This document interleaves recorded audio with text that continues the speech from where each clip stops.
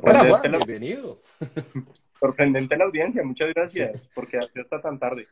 sí, como lo bueno, o sea, 10 de la noche que todavía nos estén escuchando. Bien, Bueno, muy bien.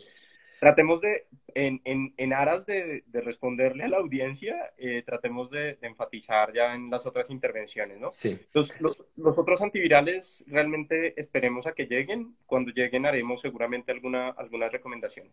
Yo creo Pero que hay listo. una cosa que usted tocó y yo creo que con eso podemos meter en el mismo paquete hablar de los demás inmunomoduladores. Y es que, mire, hoy, por ejemplo, estaba viendo unas diapositivas de una charla de inmunología en España y mire que sí es difícil de llegar a decidir qué vía realmente está interviniendo en la parte inflamatoria. Por ejemplo, ellos lo que sugieren es que una PCR, por ejemplo, mayor de 10 con una ferritina más de 3000 está medida es por interleuquina 1 y 6. Pero si la PCR es No, mayor de 10 y la oh, ferritina es menor de 3000, interleuquina 6 solamente. Entonces, ahí volvemos al mismo cuento. Realmente ese sería el punto para medirlo porque no tenemos cómo. Y si vamos a poner tocilizumab o anakinra, nos vamos a quedar fuera de esa vía. Eso es uno de los costos. Digo, porque ahí está la base de, nuevamente, de usar corticoide y el usar anaquirna alguna otra. o tocilizumab o ruxolitinib, que ese es el otro medicamento. Yo creería que vale la pena que estemos muy atentos a si tenemos algún puntaje de predicción. Y eso es, yo creo que el santo grial de esto.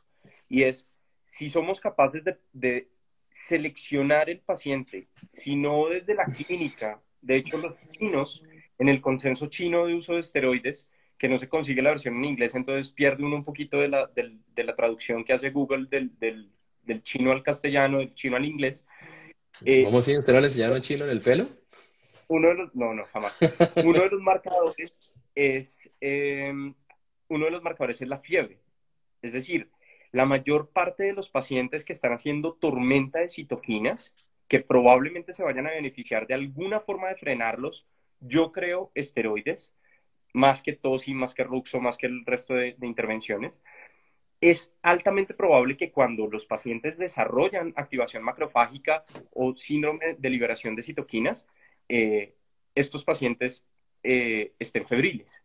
Sin embargo, muchos de los pacientes que llegan a la UCI no están febriles, pero sí están muy inflamados. Es decir, ferritinas, dímeros D muy elevados. De hecho, muy interesante en la serie china de los CDCs chinos, el principal predictor de mortalidad en los paraclínicos probablemente era el dímero D. Es decir, uno ve la curva de dímero D y es Ujú. muy diferente que el resto. Entonces, quizás un paciente que tenga dímero D que venga para arriba, proteína C reactiva que venga para arriba, ferritina que venga para arriba, LDH que venga para arriba, ese paciente se va a beneficiar de frenarlo. Así clínicamente no tenga fiebre. El tema es qué tanto. Entonces, hay ¿Y con puntajes cuánto? de sí, hay puntajes de síndrome hemofagocítico, ¿cierto? Que esto se comporta más o menos similar, o síndromes de activación macrofágica, que todos probablemente, si lo han leído, probablemente se familiaricen que es el H-score, ¿cierto? Pero el H-score tiene como puntaje para ferritina una ferritinemia mayor de 2000, es decir, menos de 2000, el paciente daría cero, digamos, no le aportaría puntos al H-score para tomar una decisión de inmunosupresión, por ejemplo, y porque no tiene hemofagocitosis desde el punto de vista del H-score. Eh, Quizás esa ferritinemia sea muy alta, es decir, quizás no sé si el punto de corte sean 1500, no sé si el punto de corte sean 1000. De hecho, dímero D es probable que lo necesitemos hablar en niveles superior del límite, veces superiores al límite superior normal, porque de lo contrario, encontrar un punto en el que nosotros digamos, listo, la ferritina le pasó de tanto al paciente, entonces pongámosle esteroide o pongámosle tocilizumab o Eso. pongámosle colitinib, eso es lo difícil. Entonces, yo creo que Ese es toca mi hacer un, punto. Esa es la sí, dificultad. sí, yo creo que toca hacer Hmm. un constructo de la evolución clínica de los parámetros inflamatorios, pero definitivamente, y esto uno, digamos, lo ha escuchado en gente que ha manejado realmente muchos pacientes con COVID-19, y es siga el paciente.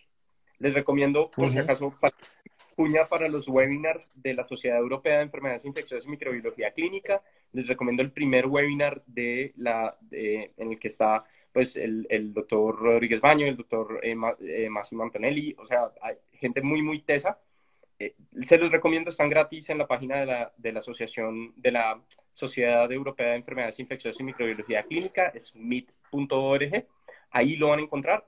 Véanlo, échenle un vistazo para que complementen esta discusión que hemos hecho. Cierro el paréntesis. El tema aquí es, ¿cuál es el paciente para inmunosuprimir? Todavía no lo hemos encontrado. Es probable que los datos de Lombardía y los datos de España nos vayan a apoyar un poquito en la decisión de qué, y la gran mayoría seguramente vayan a estar en niveles de proteína C reactiva, ferritina y esto. Había un comentario que nos hacían hace un momentico de, bueno, es que no tengo para medir interleucina 6. Recuerden que las citoquinas, cuando uno las mide, tienen el problema de que pueden estar compartimentalizadas. Entonces, quizás una elevación de la interleucina 6 en la sangre pueda no ser completamente representativa de la inflamación pulmonar, o yo puedo tener niveles de interleucina en sangre normales, pero de pronto tener un órgano exageradamente inflamado. Entonces, ese hecho de la compartimentalización de las citoquinas cuando uno las mide en las pruebas de laboratorio hace que no sea tan confiable. Entonces, es probable que sigamos teniendo unos marcadores que quizás sean muy tardíos para nuestro gusto, es decir, hay mucha endoteliopatía cuando ya está el dímero D elevado. No sé si le echo un vistazo. Hay un reporte en Nature recientemente de endotelitis por SARS-CoV-2. Entonces ya sabemos que no es solo la respuesta inflamatoria, sino que probablemente hay una activación endotelial dependiente propiamente de SARS-CoV-2.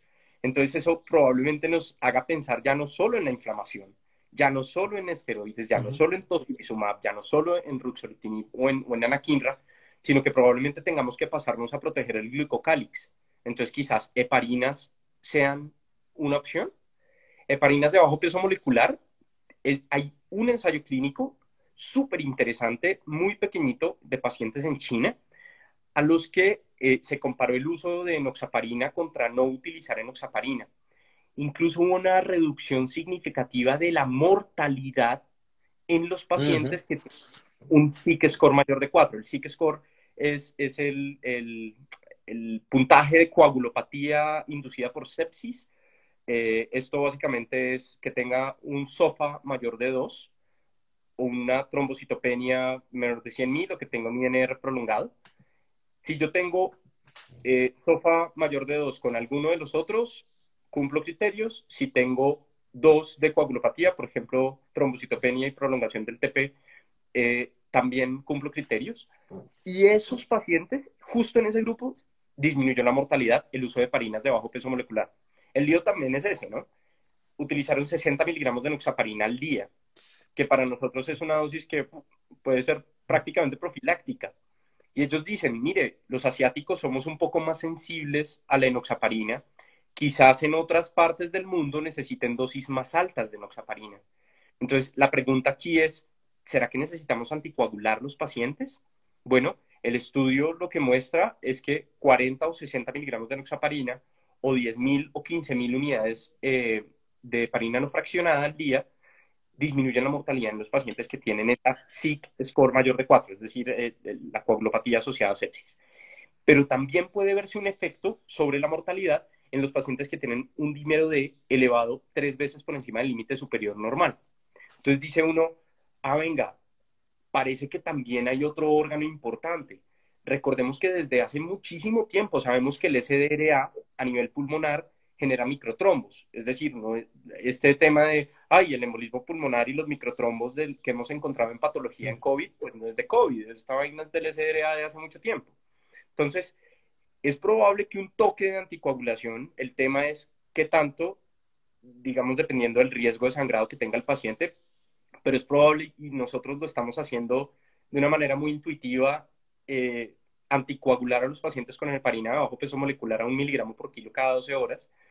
Eh, es probable que eso desinflame el endotelio, es probable que eso disminuya la cantidad de trombos o la coagulopatía derivada del COVID, y no sé si tenga algún impacto en la mortalidad, pues ya hay un estudio chirriquitico que muestra que en estos pacientes que están más coagulopáticos por COVID, sí puede haber una disminución de la mortalidad. Entonces, la invitación probablemente sea a estructurar muy bien cada decisión. Es decir, eh, es probable que la intervención de los chinos no la podamos repetir en nosotros, porque creo que lo estamos haciendo todos. Es decir, la mayoría de estos pacientes van a tener un PADUA elevado, entonces es probable que muchos de estos pacientes van a terminar en tromboprofilaxis. Entonces quizás ya estamos haciendo la intervención de los chinos y lo que nos falte para ver una diferencia es de pronto anticoagular. No, no lo tenemos muy claro, pero ya hay luces de que anticoagulación para controlar la inflamación endotelial y para controlar la coagulopatía asociada a COVID es una intervención que puede salvar vidas. No lo sabemos, pero es algo a lo que tenemos que apuntarle probablemente a estar muy, muy pendientes de lo que salga. Sí, entonces ahí volvemos al mismo punto de lo que vamos al comienzo. Aquí tenemos el paciente. ¿En qué fase está acá y en qué fase está acá? Si miramos lo que hemos hablado hasta ahora, la recomendación de todo hasta antes de los corticoides era iniciarlo temprano. Pero entonces, lo de los corticoides es iniciarlo después. Pero es que este es el punto donde tenemos la dificultad y por eso es que es el punto que trae, por eso quise traer los corticoides a la discusión, porque esta división es donde tenemos la dificultad. Y eso es lo que esperamos tener algún punto eventualmente para saber si estamos acá o si estamos acá, qué vamos a iniciar acá y qué vamos a iniciar acá. Y eso Es es como el probable que punto nos de toque inflexión. construirlo, ¿no? Es probable que nos toque construirlo o Sí, hacer desde un protocolo institucional o tratar de heredar algún ensayo clínico o alguna cosa así, pero yo siento que sí necesitamos llegarle un poco antes al COVID, es decir, llegamos muy tarde a la neumonía con hidroxicloroquina y lopinavir, ritonavir, llegamos muy tarde al SDRA probablemente con los esteroides o con las terapias de purificación sanguínea. Eh, ¿Y por qué no le llegamos un poquito antes? Es decir, ¿por qué no el paciente que está entrando a la UCI en ese momento, ya los esteroides, pues ya lo que creó, creó. Entonces ya ujú, seguramente está inflamado en la inflamación. Pues ¿por qué no se lo barremos? Entonces quizás absorción, hemoperfusión con absorción temprana, plasmaféresis.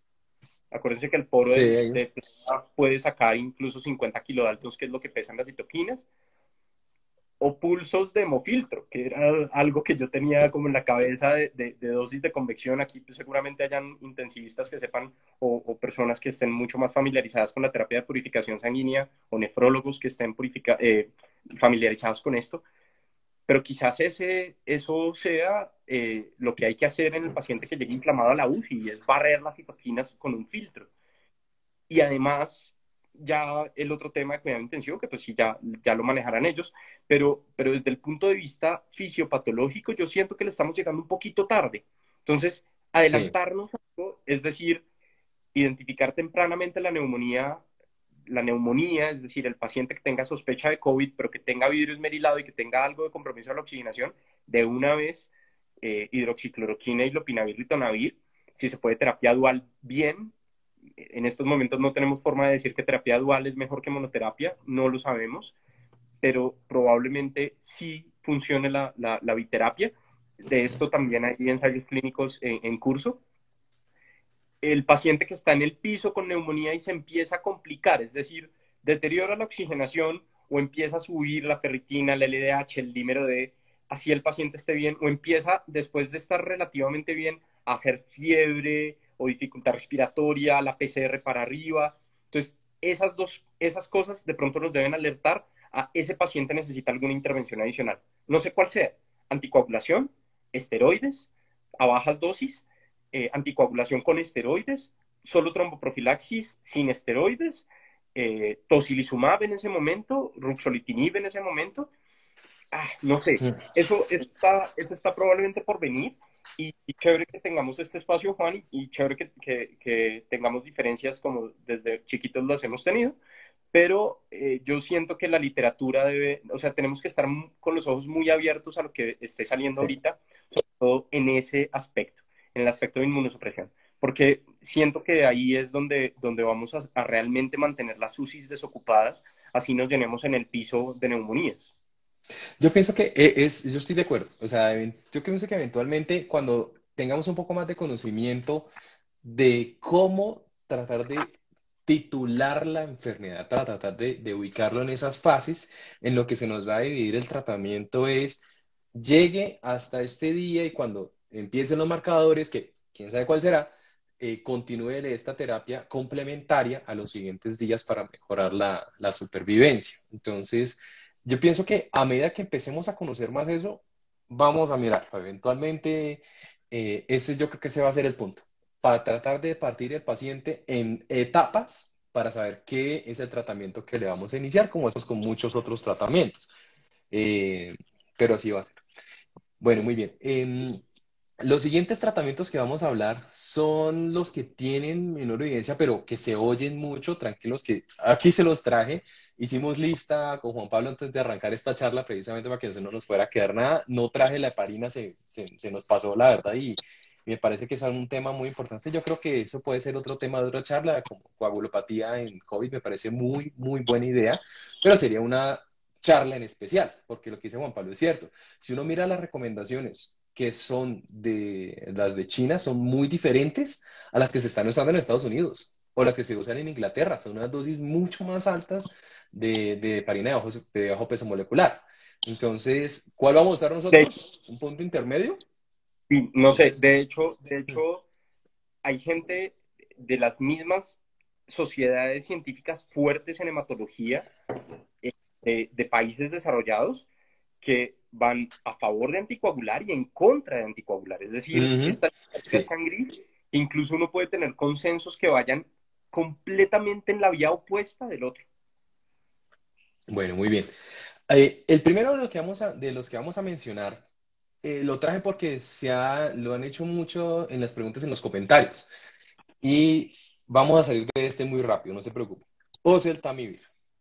Listo. Oseltamivir, la recomendación es la siguiente, pues oseltamivir es un inhibidor de la neurominidasa, que no la tiene este coronavirus. Ya, así de sencillo. O sea, una pregunta, ¿por qué no usamos oseltamivir? Esa es la razón, porque no Sí, tiene no hay plausibilidad. neuraminidad.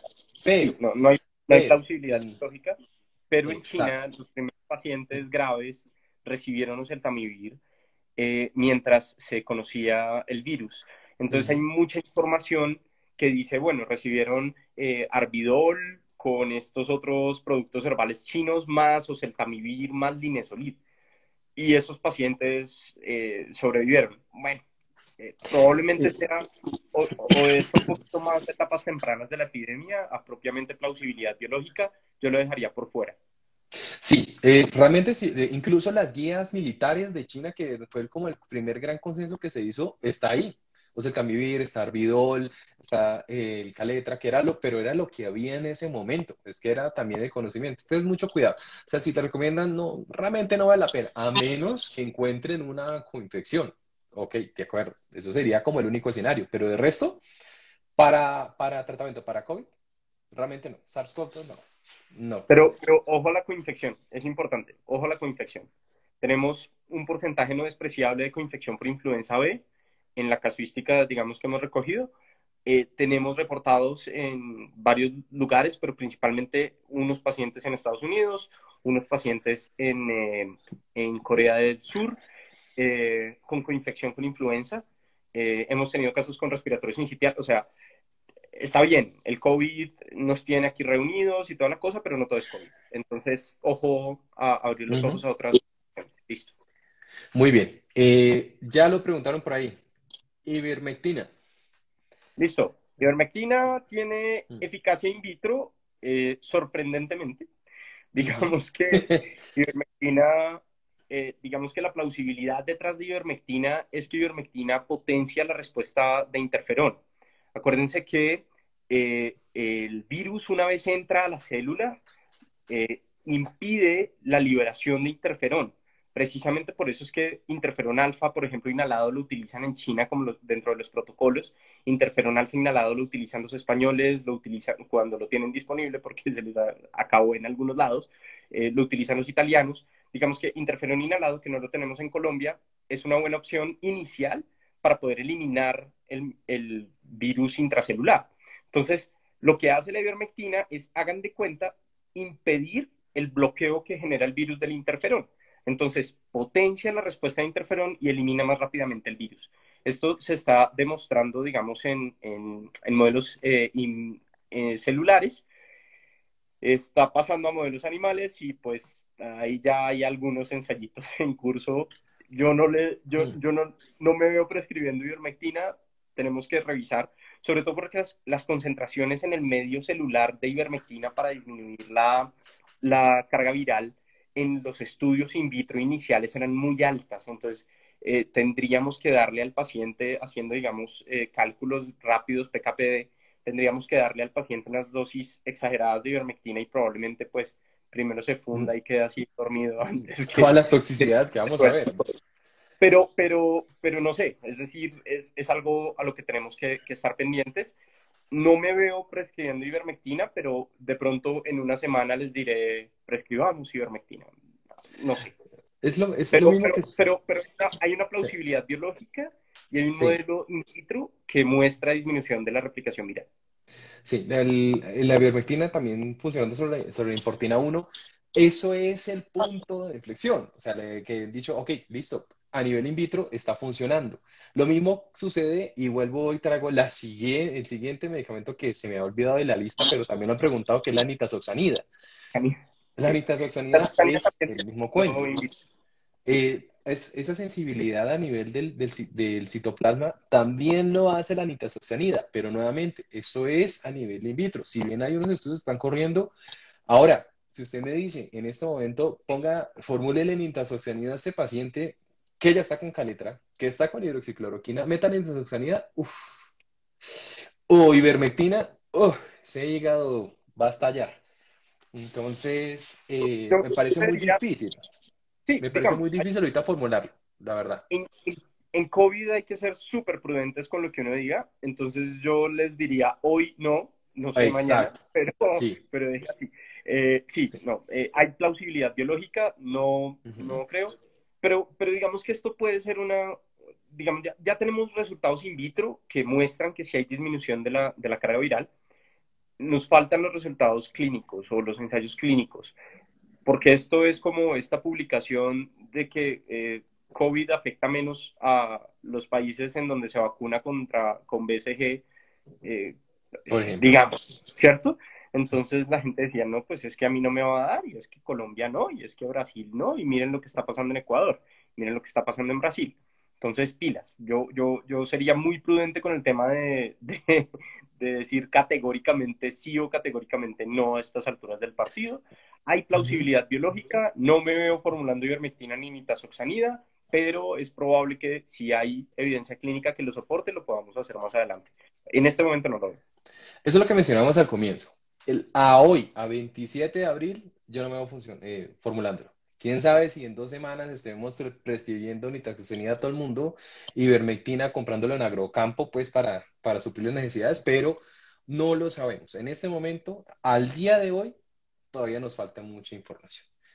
Y Sí, bueno, sí, y por favor recomiéndele a la gente que sea muy prudente, es decir, sí, eh, sale un estudio in vitro y ahora no es que todo el mundo empiece a tomar de manera desaforada, fíjense lo que pasó, hay 54 eventos cardíacos mayores derivados del uso o casi que de autoprescripción de cloroquina en los Estados Unidos. O sea, por favor, tengan prudencia con esto, siempre de la mano del médico. Yo sé que aquí el auditorio, la mayoría son médicos, pero por favor seamos muy prudentes con la información y muy prudentes con las decisiones que tomemos. Sí, eh, déjense orientar, es decir, hay un grupo muy fuerte de expertos detrás de esto en las recomendaciones del consenso. El consenso está libre para que todos lo puedan revisar y el consenso está en constante actualización. O sea, esta semana hay reuniones de consenso, hay votaciones de consenso. Entonces, seguramente estén pendientes de la Asociación Colombiana de Infectología que va a estar emitiendo documentos.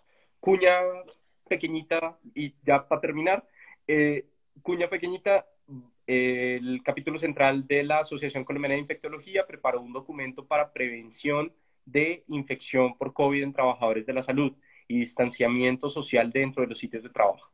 No podemos permitir que ujú, estos brotes que se están dando en las instituciones de salud en Bogotá sí sigan dando porque bajemos la guardia. Entonces, recomendado, estén atentos a los canales de comunicación de la Asociación Colombiana de Infectología. Listo, cierro paréntesis. Yo creo que de la lista que hicimos nos falta uno solo, que ya hoy salió la noticia, entonces yo creo que está fresquito porque salió en el periódico y todo, el uso de suero convaleciente. Hoy salió incluso en el periódico, que ya se va a empezar a hacer en el Hospital San José. Ahora, lo mismo que hemos hablado, todo esto es experiencia acumulada. El uso de suero convaleciente se usó mucho en la epidemia de influenza. En el 2009 se usaba mucho. Hay varios estudios que lo han hecho. Obviamente son pacientes. Eso no es de entrada para todo el mundo por ahora. Es un tema que es muy complicado. Lo que se ha visto es más en pacientes críticos. Me parece que es muy buena idea hacerlo, pero nuevamente hay que hacerlo en pacientes seleccionados. Vamos a ver qué sale en los estudios de acá. Hasta ahora hay estudios que tienen 5 pacientes que les fue bien. 5. Pero vamos a ver cómo lo adaptamos acá. Y ya hay clínicas que ya están haciendo aquí los protocolos. Incluso nosotros también ya lo estamos Bueno, no, empezando a desarrollar. claro, es que hay, digamos, un interés muy interesante en suero convaleciente, de personas convalecientes. Estas, el lío realmente con esto es que no sabemos si la inmunidad que se genere desde el punto de vista humoral, es decir, la generación de inmunoglobulinas específicas, sean realmente anticuerpos neutralizantes. Eh, con respecto a esto, digamos, hay algunos grupos de investigación en virología en el país que están desarrollando ensayos in vitro para evaluar anticuerpos neutralizantes con partículas pseudovirales para tratar de neutralizarlas con los anticuerpos del suero de convalecientes. Tocaría probablemente estandarizar muy bien esa prueba, ver si sí son anticuerpos neutralizantes y la persona que tenga una titulación buena de anticuerpos neutralizantes, perdón, de suero convaleciente, donar el suero y empezar a coleccionar eso, porque además recuerden que para poder dar suero de convalecientes con una concentración de inmunoglobulinas con anticuerpos neutralizantes lo suficientemente buena, necesitamos un volumen de suero muy alto. Entonces, es preferible tenerlo bien identificado. Yo creo que eso sigue escribiéndose. Por el Ujú. momento, pues no hay forma de dar una recomendación, pero los ensayos clínicos están en curso. Incluso en Colombia tenemos desarrollo de participación de estudios multicéntricos de suero con convalecientes. Bueno, muy bien. Yo creo que no se nos quedó nada por fuera, ¿cierto? Yo creo que ya hemos cubierto todo. Bueno, una pregunta que me hacían en la anterior charla es sobre la vacuna, o sea, lo que va en el camino. Yo lo que les decía en la charla pasada es que hay más o menos unos 70 grupos que están desarrollando las vacunas, pero las vacunas hasta ahora están en estudios en fase uno, o sea, todavía nos falta tiempo. Lo que sí vamos a la fija es que lo más probable es que tengamos más resultados más prontamente sobre tratamiento y posteriormente sobre vacuna, que era una de las preguntas que me hacían. No, no sé, digamos que hoy la tecnología, inteligencia artificial y machine learning para las personas que tengan, digamos, experiencia en eso, yo no, lo que pueden hacer es modelamientos un poco más precisos de la, un poco más precisos de las moléculas, digamos, o de las proteínas o de los epítopes para el desarrollo de vacunas. Entonces yo, digamos que lo dejaría como para ver qué pasa. Hay tres grupos fuertes, digamos, un grupo en Alemania y dos grupos en los Estados Unidos que están trabajando en muy fuerte a vacuna. Eh, y hay un grupo, digamos que uno de los grupos de Imperial College que trabaja en enfermedades infecciosas. Uno es el de modelamiento, que es donde está la doctora Zulma Cucunova, colombiana, que seguramente Ujú. muchos hemos estado familiarizados con el tema de modelamiento matemático en las comunicaciones que ella ha hecho.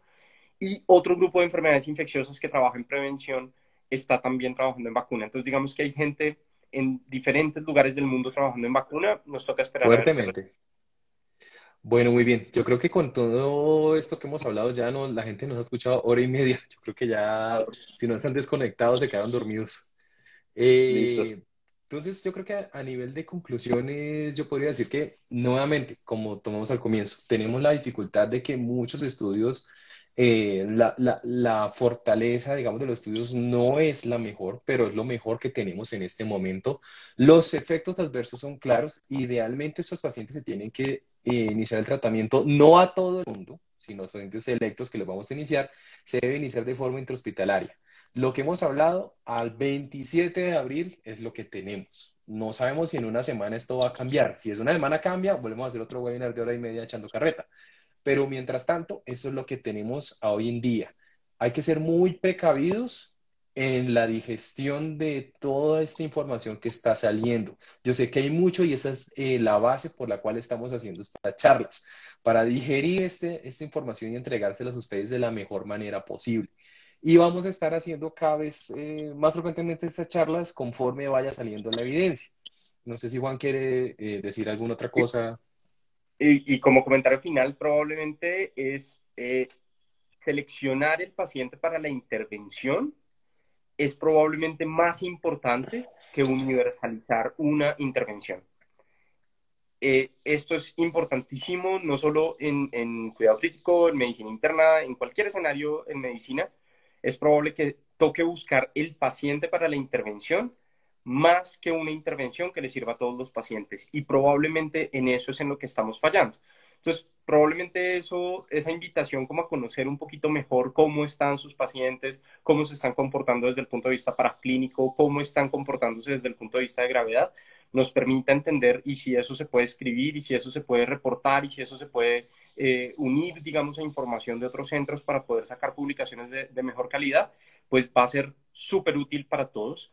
Todos vamos a estar enfrentados a COVID, así que es una oportunidad que tenemos de participar en investigación clínica y de hacer nuestro mayor esfuerzo para el beneficio no solo de los pacientes, sino de la comunidad médica. Entonces, yo creo que la invitación es esa y es seleccionar el paciente para la intervención. Y por favor, esténse informando, usen estos medios. Hay muchos medios por los cuales están haciendo webinars, están sacando información, están haciendo consensos, muchos son gratis y ustedes se pueden informar. Traten de no guiarse por las noticias. No vayan a ponerle Clorox al paciente, no le pongan el pelito de la Biblia. Mucho cuidado con todas esas cosas que salen en las noticias, que eso es donde la gente, que eso es los que les van a preguntar y eso es lo que la gente los va a buscar. Entonces, mucho cuidado con eso. eh, Y, Traten de apegarse y, a seguir esto. los canales, y seguir los canales oficiales. La Asociación Colombiana de Infectología está haciendo un esfuerzo grande para que estén informados, así que aprovechenlo. La Sociedad Europea de Enfermedades Infecciosas y Microbiología Clínica también está muy fuerte en temas de educación, así que pueden ser dos canales que sigan frecuentemente, ¿vale? Bueno, muchas gracias a todos por asistir. Voy a mirar un segundo si hay algo en los comentarios que nos haya hecho falta, pero creo que ya hemos cubierto todo, ¿no? Sí. No, mire, ivermectina, que era lo que más nos preguntaban. Pero ahí ya quedó eso también resuelto, nitazoxanida también. Eh, no creo que no es más. Bueno, muchachos, muchas gracias a todos ustedes por habernos acompañado. Hora y media nosotros aquí echando carreta. Eso es como lo normal entre nosotros dos que echemos carreta en esta cantidad, pero bueno, cualquier pregunta, por supuesto, siempre pueden consultar con nosotros a través del grupo de COVID Studio o mensajes nos pueden preguntar lo que no se haya quedado, pues obviamente escríbanos por favor y con base en esto, pues vamos a armar más webinars. Y que ver muy bien y muchas, muchas, muchas gracias. Gracias por la invitación y gracias a todos por la asistencia. Buenas noches.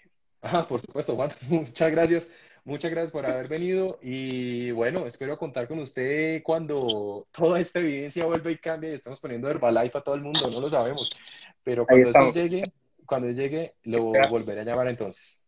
Listo. Que serva la no esteroides. Chao. Eso, muy bien. Chao.